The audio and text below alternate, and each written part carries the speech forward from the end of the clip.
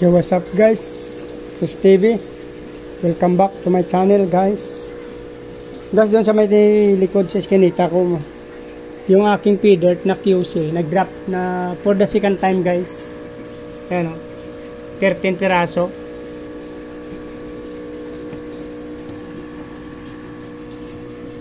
Feeder QC ito guys, 13, 1004. Lagyan natin ng plants dyan, saka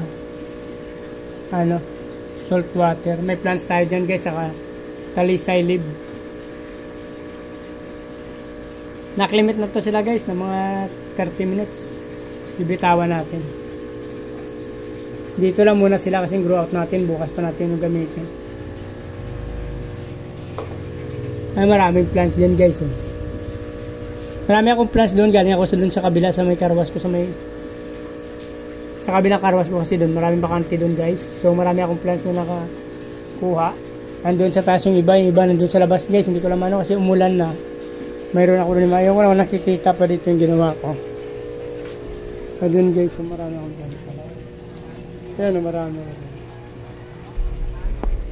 So nakikita na yung mga plants na yun guys, doon yung galing. Papakita ko na lang kayo ulit sa the video kasi hindi tayo makalabas guys, umulan dito. Ayan, malakas ang ulan. Umuulan.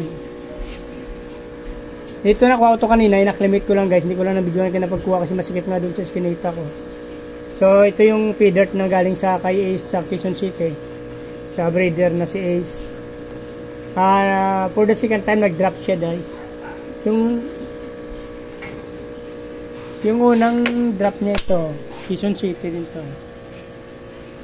Yung una nito nasa 13 din nata, 11. Nakalimutan kasi hindi ko nalagay yung quantity guys kung ilan yung nakuha ko sa una niya. Yan ang feeder.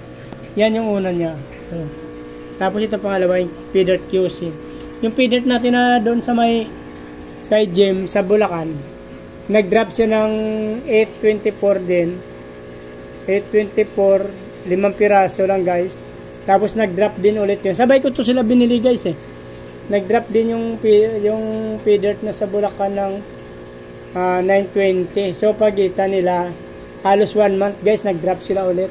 Ito naman 928. Ang bilis nito guys, nag-drop yung una niyang drop 928 sa QC, feeder QC.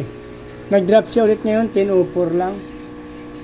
So ibig sabihin dalawang mami siguro to. Yung isang mami yan, nag-drop yan 928 yung sa QC, tapos ito na yung kasunod niya 1004 yung, kasi dalawang to guys dalawang pair yung sa feeder natin ng QC. Sa feeder naman natin dito sa may kay James sa may Bulacan, trio to guys, isang trio lang. So dalawang female dito, isang male dito naman, dalawang pair to, kaya mabilis siya talaga pag dalawang pair, pag dalawang male, dalawang female din. Ayan guys, pagitan. Yung isa 928 sa QC na feeder. Tapos 1004. No, wala pa isang buwan. 1004, 928. Halos 1 week lang nag-drop ulit. Magkaiba siguro mamit. Since dalawa naman yung female natin doon. Dalawang pair kasi yun. Dalawang male, dalawang female. Dito naman sa Bulacan, trio. So, nag-drop yung isang female natin, 824. Nag-drop ulit yung isang female natin ng 920 guys, yan 824 tsaka 920. Kulang-kulang isang buwan din.